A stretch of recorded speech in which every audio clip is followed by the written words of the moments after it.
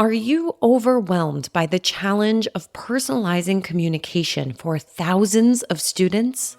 That's where Element 451's AI assistants come in. From nudging prospective students to guiding those already on their journey, AI assistants don't just automate. They write, build, and optimize every step of your digital campaigns. Discover how at element451.com/AI team. Hit it! That's what I'm talking about. Wait! Okay, now, from the beginning. Hit it, boys. Welcome to HighEdWeb Pulse, your Monday morning energizer covering insights and trends in higher ed marketing and enrollment. I'm Mallory Wilsey, bringing over 15 years of edtech and marketing expertise to your earbuds. And I'm Seth Odell, joining the Pulse with my own adventures from leading marketing at top universities to founding Kanahoma, one of the industry's fastest growing digital marketing agencies. Each week, we bring you the kind of insider insights you typically only find over cocktails with your pals at a conference. It's fast, it's fun, and it's designed for you, the busy higher ed professional. You're not just listening to another podcast. You're checking the pulse of higher education. HighEdWeb Pulse is part of the Enrollify Network, a robust collection of podcasts designed to help higher ed professionals like you grow. Explore our other shows at enrollify.org. Enrollify is made possible by Element 451, the next generation AI student engagement platform, helping institutions create meaningful and personalized interactions with students. Learn more at element451.com. And we are live at HighEdWeb. I'm sitting down with Beth Karen, the Director of Higher Education Services at iFactory. Beth, you're a first-timer to HighEdWeb. Welcome, and what are you most looking forward to this week? Thank you. I'm really excited to be here. I am most looking forward to learning a lot more about AI and how we can actually truly incorporate it.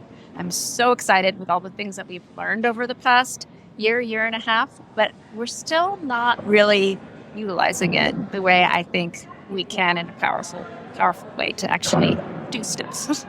I love that. I love talking AI, but I know that today we are actually going to be talking about using analytics. Yes. This is an area of specialization for you. And in particular, using analytics to inform your move forward. So tell me where your mind is at on this topic today. Yeah. So I was in a presentation a few weeks ago where our analytics specialists were giving a presentation on how a site was performing. And the net was, you're doing fine. You're doing great. This looks good. We'll wait till next year and see, if there's any lifts, anything changes. And then if we need to modify the page, the work, the calls to action.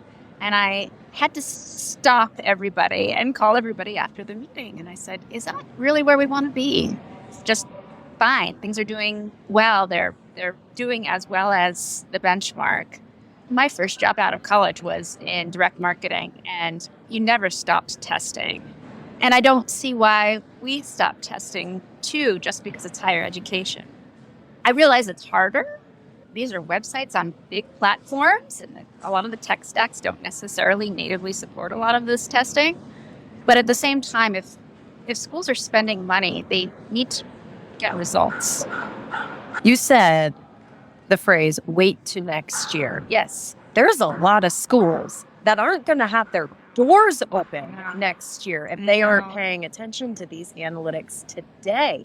What do you think is the biggest cause for this lack of speed and iteration in testing?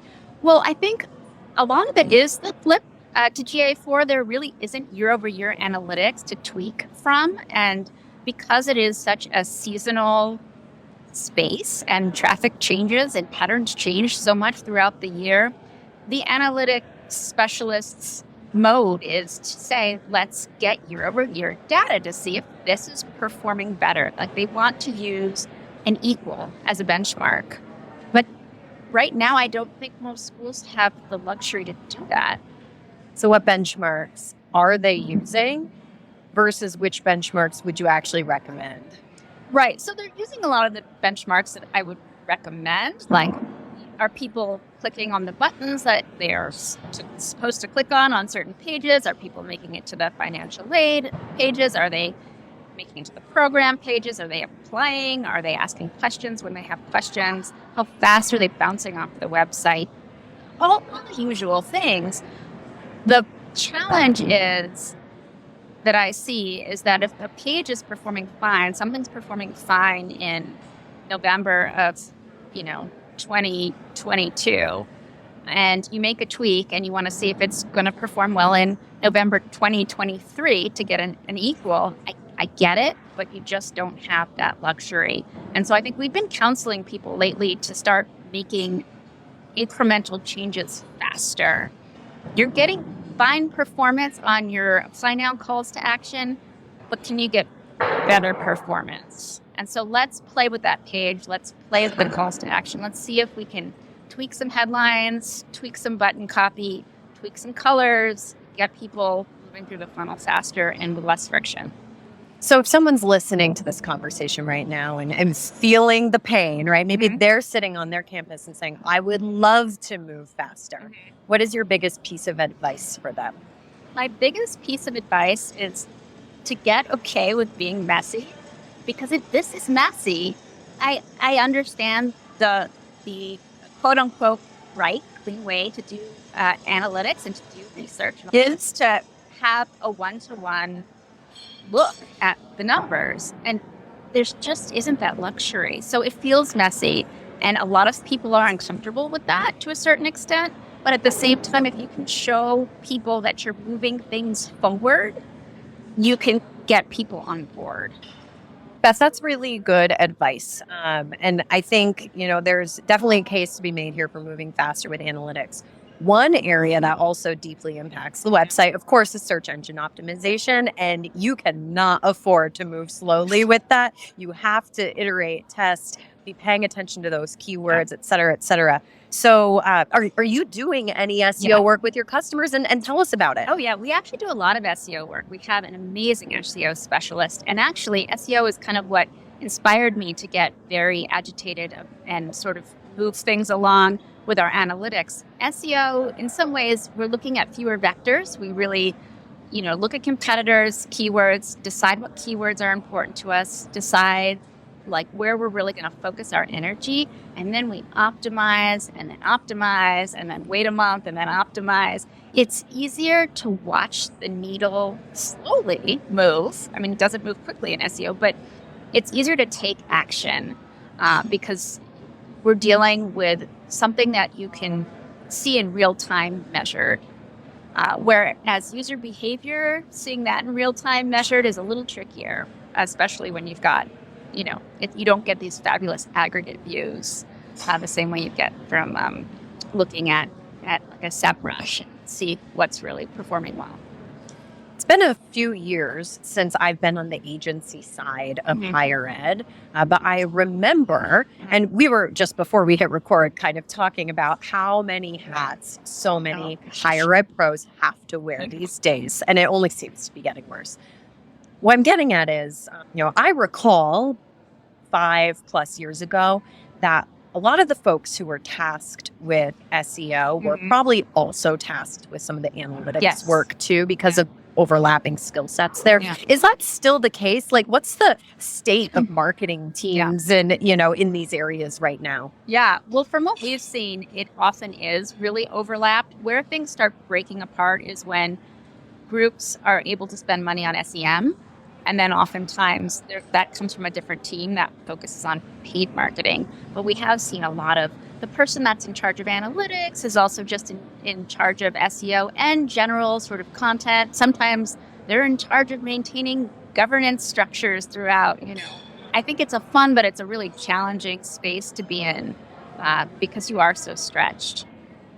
Have you noticed any trends over the last few years, especially after the pandemic, in terms of the size of the teams that you're working with and how they're kind of divvying up these roles and responsibilities? Have there been any significant shifts or just things you've noticed?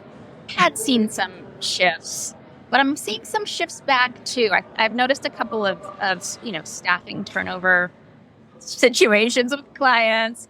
and backfilling them can be really hard. But it was one of the things that came out of COVID was people really started to take digital so much more seriously and realized it was vital that they had people who could help enforce governance and maintain the website. Everyone also started to get obsessed with making sure their website was performative, that it was fast. I'm trying to think if I've noticed like market change across client team sizes. And I think it varies really wildly. That's interesting. And we started this conversation with you saying you were looking to learn more this week about artificial intelligence. Yeah. And I feel like we've kind of come a bit full circle here in the sense of, if these teams are getting smaller and people are still wearing more hats and more hats and more hats, here's maybe the opportunity for integrating AI into the daily work and building GPTs that can assist with the SEO or those incremental changes that you're mentioning around analytics. Yeah, no, absolutely. There's a lot of opportunity to use the tools to be helpers, not replacements. And I think that's where we've seen success, but we know we've only tapped the surface. Yeah, the fear of AI replacing humans, I hope, is one that, over the last year, has been a bit debunked a bit. But I just think AI is going to continue to revolutionize our space. And with these small stretch teams, this is a point I talk about a lot, but AI is going to make teams more effective. It's going to save time for those of us who are wearing 300 hats, or maybe AI can pick up 100 of them. Well, who knows? But I think there's a lot of opportunity there. And I know that there is a big emphasis on AI at this event. I'm doing a lightning talk. Brian Piper's here. He's in a workshop as we speak. There are a lot of people who've been using AI for the last couple of years. And so I am hoping that you are going to learn all the great things that you want. And Beth, I hope you have a really terrific first time at HighEdWeb. Where can people find you if they want to connect with you after listening to this interview? Yes. Well, you can find me at ifactory.com. I am also on the LinkedIn page. I'm also at Beth at ifactory.com. That's how you can reach me digitally. And on LinkedIn, I'm Beth-Karan. Amazing. Well, thank you so much for taking some time out of your busy schedule. Listeners, will be back in your earbuds soon with more awesome interviews live at HighEdWeb. Beth, thank you again so much. And everyone, we'll talk soon. Bye-bye.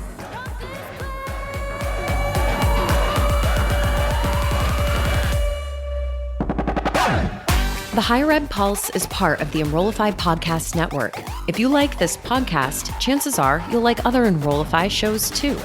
Our podcast network is growing by the month, and we've got a plethora of marketing, enrollment, and higher ed technology shows that are jam-packed with stories, ideas, and frameworks, all designed to empower you to be a better higher ed professional. Our show helps higher ed marketers and admission pros find their next big idea and features a selection of the industry's best as your hosts. Learn from Brian Gross, Eddie Francis, Jenny Lee Fowler, and so many of your favorite leaders in higher ed.